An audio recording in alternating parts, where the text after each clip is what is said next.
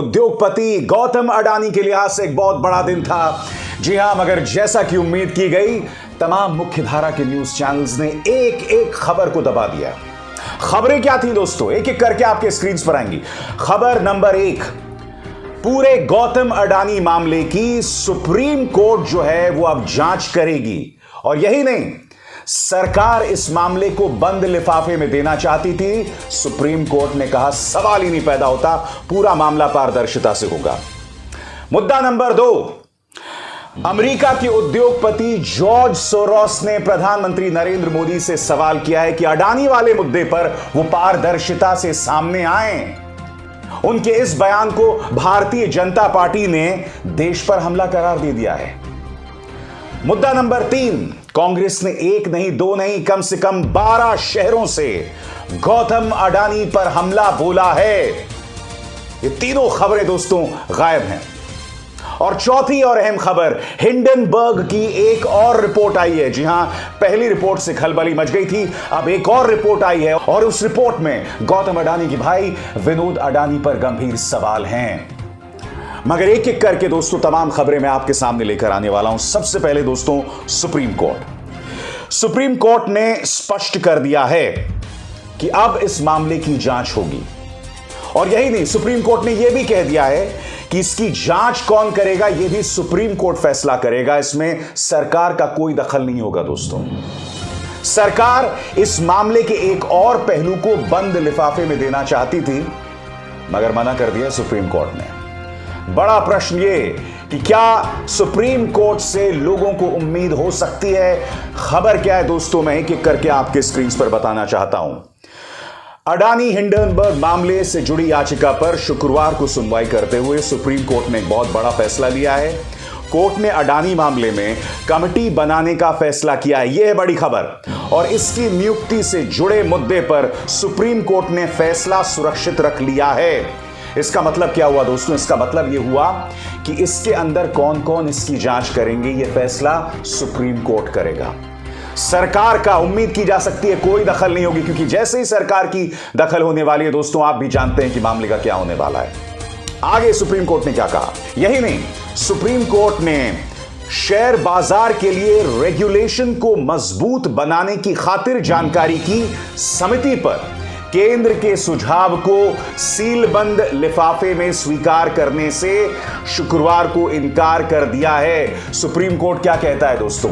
हम पारदर्शिता चाहते हैं। पढ़िए से, हम पारदर्शिता चाहते हैं। सुप्रीम कोर्ट आगे क्या कहता है? प्रधान न्यायाधीश डीवाई चंद्रचूड़, न्यायमूर्ति पीएस नरसिम्हा और न्यायमूर्ति जेबी पारदीवाला की पीठ ने कहा कि वो निवेशकों के हितों में पूर्ण पारदर्शिता बनाए रखना चाहती है तथा वो सीलबंद लिफाफे में केंद्र सरकार के सुझाव को स्वीकार नहीं करेगी। पीठ ने कहा, हम सीलबंद लिफाफे में आपके सुझावों को स्वीकार नहीं करेंगे क्योंकि हम पारदर्शिता बनाए रखना चाहते हैं। मगर दुख की बात यह है दोस्तों कि इस पारदर्शिता के खिलाफ बिल्कुल मोदी सरकार दिखाई दे रही है। उन्हें पारदर्शिता से कोई लेना देना नहीं है। सुप्रीम कोर्ट में भी मामले को सील बंद लिफाफे में ये आगे बढ़ाना चाहते थे, और जब इनके पास जवाब नहीं होता तब ये क्या कहते हैं कि अडानी के जरिए प्रधानमंत्री नरेंद्र मोदी पर सवाल, देश पर हमला है। उसको लेकर भारतीय जनता पार्टी क्या कह रही है, मगर 2 खबरों की तरफ मैं आपका ध्यान खींचना चाहूंगा दोस्तों। हिंडनबर्ग की एक और रिपोर्ट आ गई है और इस रिपोर्ट में गौतम अडानी के भाई विनोद अडानी पर गंभीर सवाल हैं। यह कहा गया है कि विनोद अडानी ने फर्जी शेल कंपनियों के जरिए वहां कारोबार खड़ा किया। वो पैसा अलग अलग तरीकों से भारतीय बाजार में प्रवेश करता रहा। गौतम अडानी ने इसे सिरे से खारिज पहले से ही कर दिया है। उनका यह कहना था कि विनोद अडानी से हमारा कोई लेना देना नहीं है, मगर हिंडनबर्ग की एक और रिपोर्ट उनके माथे पर परेशानी की लकीर लाने के लिए काफी हैं। और यही नहीं दोस्तों, कांग्रेस इस मुद्दे को नहीं छोड़ना चाहती। कांग्रेस ने 1 नहीं 2 नहीं, कई शहरों में गौतम अडानी और प्रधानमंत्री नरेंद्र मोदी के रिश्तों पर प्रेस कॉन्फ्रेंस किया। उनके तमाम प्रवक्ता जो हैं देश के बड़े बड़े शहरों में उतरे, यानी कि कांग्रेस किसी भी कीमत पर इस मुद्दे को नहीं छोड़ना चाहती। मैं आपको उनके प्रवक्ताओं की प्रेस कॉन्फ्रेंस की 3 झलकियां दिखाना चाहूंगा दोस्तों, जो एक एक करके आपके स्क्रीन पर आएंगी। सबसे पहले हम बात करेंगे पवन खेरा की। पवन खेरा ने किस तरह से प्रधानमंत्री के नाम यानी कि नरेंद्र दामोदर दास मोदी के साथ खेल किया, मैं चाहूंगा आप सुनिए। हम स्पष्ट बात कर रहे हैं जेपी से। हम कह रहे हैं संसद में आप चर्चा से क्यों भागते हो। हम कह रहे हैं जेपीसी की मांग से आप क्यों डरते हो। जब नरसिम्हा राव जी जेपीसी बना सकते थे, जब अटल बिहारी वाजपेयी जी जेपीसी बैठा सकते थे, तो नरेंद्र दामोदर दास मोदी को क्या प्रॉब्लम। गौतम दास है दामोदर सॉरी, नाम भले दामोदर दास है, काम गौतम दास है। पवन खेरा लगातार इसी तरह से अपने प्रेस कॉन्फ्रेंस में तंज करते रहे और यही तंज पार्टी के एक अन्य प्रवक्ता गौरव वल्लभ ने भी कसा। गौरव वल्लभ का कहना था कि ये अमृतकाल नहीं, ये मित्रकाल है। सुनिए क्या कह रहे हैं गौरव वल्लभ। अमृतकाल सरकार बोलती, पर ये अमृतकाल नहीं है, इसको हम कहते हैं मित्रकाल है। और इस मित्रकाल में मित्रकाल पूंजीवाद को बढ़ावा दिया जा रहा है। मैं आपसे पूछता हूं, जांच करने की बजाय इस बजट में 50 नए हवाई अड्डों की घोषणा की गई। मैं आप सब लोगों से पूछता हूं, क्या हमको इंतजार करना पड़ेगा ये जानने के लिए कि वो हवाई अड्डों का संचालन कौन करेगा। उसी तरह से सुप्रिया श्रीनेत ने भी लखनऊ उत्तर प्रदेश यानी कि देश की राजनीतिक नब्ज उत्तर प्रदेश की राजधानी लखनऊ में प्रेस कॉन्फ्रेंस किया। उन्होंने बार बार उस तस्वीर का जिक्र किया जिसके चलते राहुल गांधी के भाषण को लोकसभा के अंदर 18 जगहों से एक्सपंज कर दिया गया था, हटा दिया गया था, नोच दिया गया था। किस तरह से हमला बोल रही हैं सुप्रिया श्रीनेत, आइए सुनते हैं। यह तस्वीर उस दिन की है लोकसभा की, आपका नहीं पता, लेकिन मुझे एक अत्यंत घबराए, एक अत्यंत बौखलाए, जिसका गला सूख रहा था और जो बार बार पानी पी रहे थे, ऐसे प्रधानमंत्री जी नजर आए। क्योंकि डर तो सबको लगता है और गला सबका सूखता है।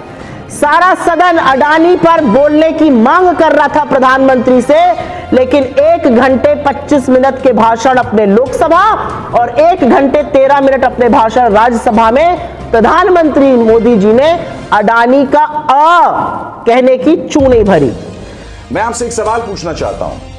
एक नहीं, कम से कम 12 शहरों से कांग्रेस ने हमला बोला है।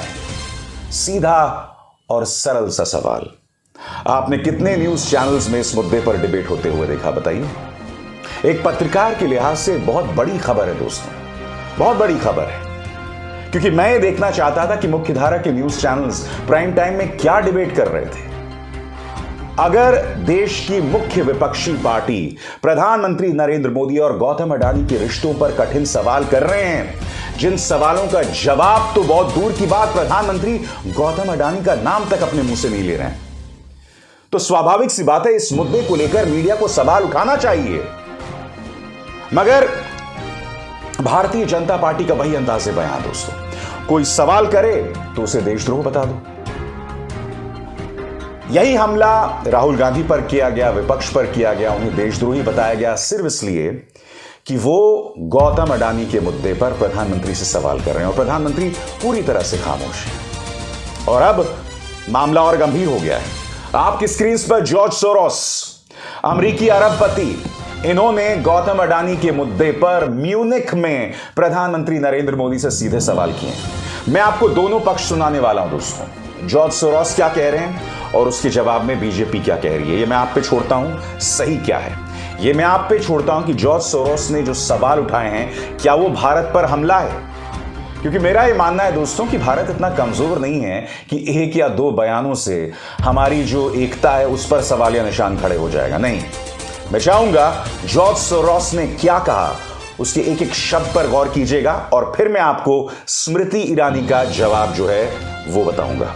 जॉर्ज सोरोस का मानना है कि गौतम अडानी के व्यापारिक साम्राज्य में हलचल से सरकार पर प्रधानमंत्री नरेंद्र मोदी की पकड़ को कमजोर कर सकती है सोरोस ने बयान गुरुवार को म्यूनिक सिक्योरिटी सम्मेलन में दिया। उन्होंने कहा कि भारत के प्रधानमंत्री नरेंद्र मोदी को अडानी ग्रुप के ऊपर लगे आरोपों पर विदेशी निवेशकों और संसद के सवालों का जवाब देना होगा। अब इस बयान को लेकर भारतीय जनता पार्टी कह रही है देश पर हमला है, ये देश को कमजोर करने की साजिश है। यानी कि एक अरबपति अपने एक छोटे से बयान से इस देश को हिला सकता है। मैं आपको बतलाना चाहता हूं कि जो बात यहां जॉर्ज सोरोस कह रहा है ये कोई नई बात नहीं है। यही सवाल राहुल गांधी ने संसद में किए थे, जिसे 18 जगहों से हटा दिया गया था। यही सवाल मल्लिकार्जुन खड़गे जो हैं वो राज्यसभा में खड़े होकर दे रहे थे। जब आपको याद होगा, जैसे ही उन्होंने हिंडनबर्ग रिपोर्ट कहा था, किस तरह से राज्यसभा के सभापति जगदीप धनखड़ खड़े हो जाते हैं और कहते हैं कि कोई कुछ भी रिपोर्ट कर देगा और हम उसकी चर्चा करेंगे। मैं आपको याद दिलाना चाहूंगा, ये देश लोकतंत्र है। एक लोकतंत्र इतने हल्के सवालों से नहीं हिल जाता। इस लोकतंत्र पर जब तक सवालों की जगह बनी रहेगी तब तक ये लोकतंत्र जो है मजबूत रहेगा। चाहे जगदीप धनखड़ हो, चाहे स्मृति ईरानी हो, चाहे प्रधानमंत्री नरेंद्र मोदी, उन सबको इस बात का ध्यान रखना पड़ेगा।